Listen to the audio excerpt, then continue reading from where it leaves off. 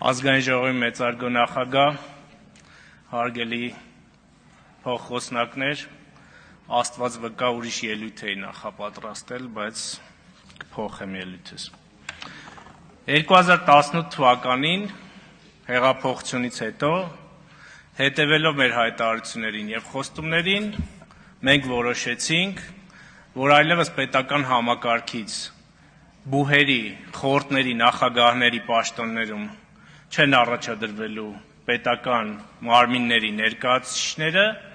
եւ եթե չեմ սխալվում բոլոր տեղերում, հիմա կարող սխալվեմ, բայց գերակշիռ մասում առաջադրվեցին ոչ իշխանության մեջից մարդիկ։ Եվ սա շանս էր բուհերի համար եւ նաեւ քաղաքական ուժերի համար, որպիսի այն ձեռքերը, այն կեղտոտ ձեռքերը, որոնք մցրել էին բուհեր նախորդ 30 տարիների ընթացքում, հետ քաշեն։ Պարոն Վարդևանյանի գործընկերը Կարեն Կարապետյանի կառավարությունում պարոն Գևորգ Մուրադյանը դարձավ Երևանի պետական համալսարանի խորհրդի նախագահ։ Ինչ տեղի ունեցավ դրանից հետո։ Ձեր քաղաքական նախահայրերի կուսակցությունը, նաև ձեր քաղաքական հայրերի կուսակցություններն ու մնացորդները սկսեցին միջամտել բուհերի աշխատանքին։ Ըստ էության տեղի էր ունենում բուհերի զավթում։ 2026 թվականին, հարգելի գործընկերներ, եւ մենք դա պետքա ֆիքսենք։ Մենք այս ընտրություններով երկիրը փրկել ենք զավթումից, օտար երկրա զավթումից։ Այդ նույն տրամաբանությամբ մենք բուհերի այն տրամաբանությունը, որ դրել ենք 2018 թվականին, փոխեցինք, որպիսի բուհերը փրկենք զավթումից, բայց այստեղ ընդդիմադիր բանախոսներից մեկը շատ հստակ նշեց, որ դրա համար ժամկետ է դրված, որ խոշորացումից հետո այդ հարցն էլ քաղաքականացման հարցն էլ կլուծվի։ Այնպես որ գալիս եք այստեղ եւ խոսում եք բուհերի քաղաքականացումից, խոսեք նրա մասին, որ մենք իշխանությունը ասեցինք, որ դա ապաքաղաքական կառույց է, բայց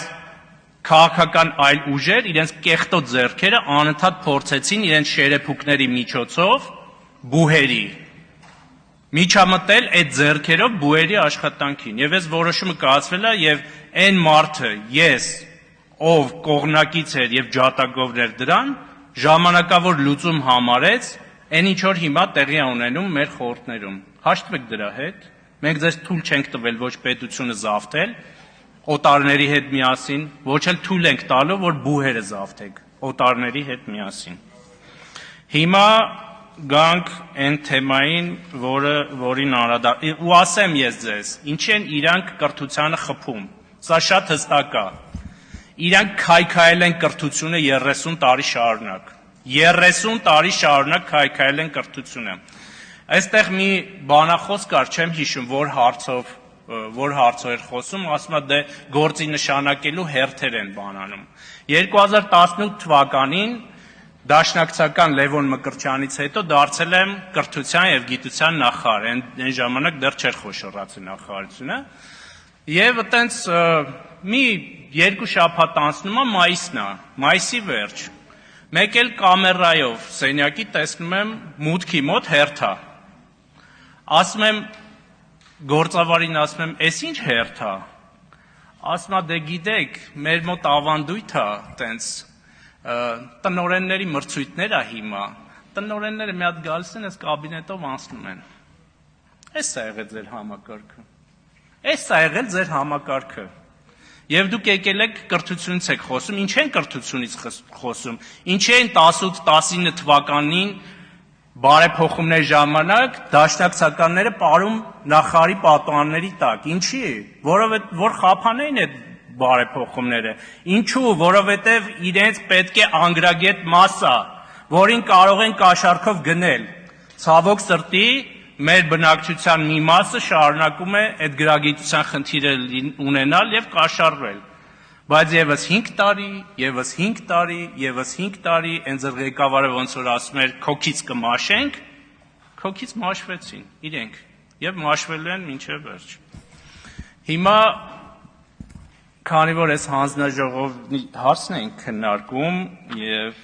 կրթության, գիտության, մշակույթի, սպորտի եւ սփյուռքի հանձնաժողովի նախագահի տեխնացությունն ենք քննարկում,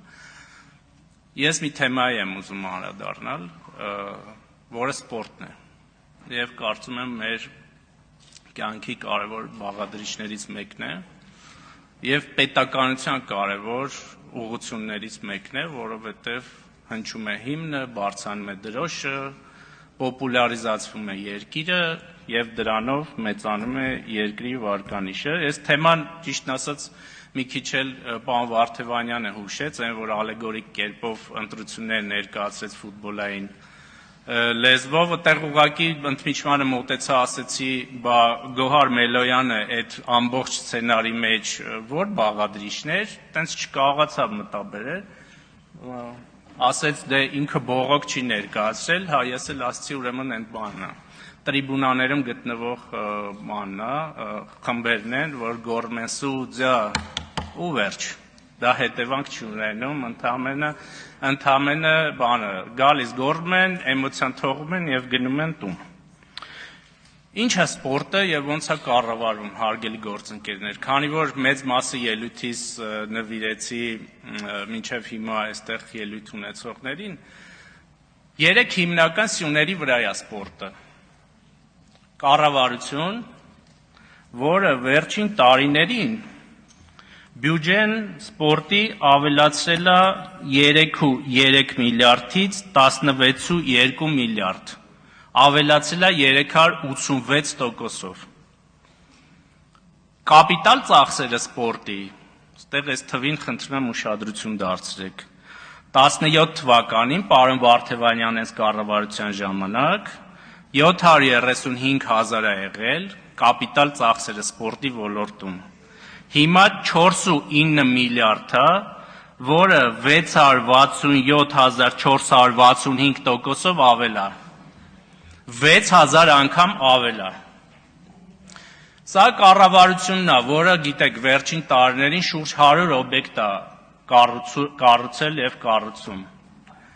Այս օբյեկտները կառուցելիս կարևորում է իր սպորտսմեններին, որոնք կենթանի են, ոչ թե ասում են չես լինի նոր քո անունով, ուրեմն սպորտ դպրոցներ կկառուցենք, այլ ընդհակառակը, մենք ուզում ենք, որ մեր անվանի սպորտսմենները դառնան մեր երեխաների հերոսները, այլ ոչ թե ինչպես նախկինում օլիգարխները դառնան իրենց հերոսները։ Իսկ մեր սպորտում օլիգարխացումը դեռ կա, ցավոք սրտի կա։ 2002 թվականից սկսած Հայաստանի ազգային օլիմպիական կոմիտեն օլիգարխիկ վիճակում է։ Դուք չեք պատկերացնում, հարգելի գործընկերներ, մենք հիմա ահագին ազատել ենք սպորտը այդ վախից, այդ սարսափից, որ մի բան ավելասեն, հանգարց Աբովյան, որն է հասցեն 18-ա, 26-ա, 8-ա, հա, հանգարց չգան այնտեղ մի հատ ասեն, «Էս ի՞նչ է տեղի ունենում, էս ի՞նչ ես դու խոսում»։ ՀԱՕԿ-ը ես կարծում եմ այնպես ինչպես բուհերը, այնպես ինչպես պետությունը զավթված է եղել, ընդ որում ես սա չասեցի, մենք 2018-ին հարգելի ԿՊԱ-ական գործընկերներ, այնուամենայնիվ պետք է նախկին իշխանությանը գնահատական տայինք եւ օրենքով արգելեինք պետությունը զավթած կուսակցություններին, որպեսզի հիմա մեզ ազատեինք այն տեսակի քաղաքական ուժերից, որոնք գոյություն ունեն։ Սա մենք պետքա ֆիքսենք, բայց ես շատ մեծ հույս ունեմ եւ վստահ եմ, որ հատկապես գործադիրը միջոցներ ձեռք կառնի, որ մինչեւ 2031 թվականը մենք այդ իրավիճակից կձերբազատվենք։ Վերադառնալով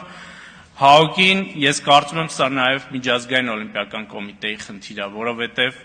ամենաանթափանցիկ ուժերից մեկն է, ինչպես հայ առաքելական եկեղեցին անցած անգամ ասեցի, ամենաանթափանցիկ ուժերից մեկն է, կառույցներից մեկն է, ՀԱՕԿ-ը նույնպես ամենաանթափանցիկ կառույցներից մեկն է։ Ինչքան գրություն ուզում ես գրի,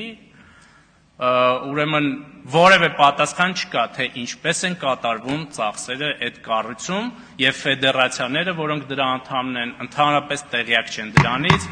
եւ ես 10 վայրկյան էլ եւ այդ կառույցի միջոցները որպես մահակ օգտագործվում են ուրեմն սպորտսմենների եւ ֆեդերացիաների դեմ։ Պարոն Գաբրելյան, կարծում եմ, որ մենք այս խնդիրներին պետք է անդրադառնանք առաջիկա 5 տարիներին, ձեզ էլ հաջողություն եմ մաղթում, շնորհակալություն։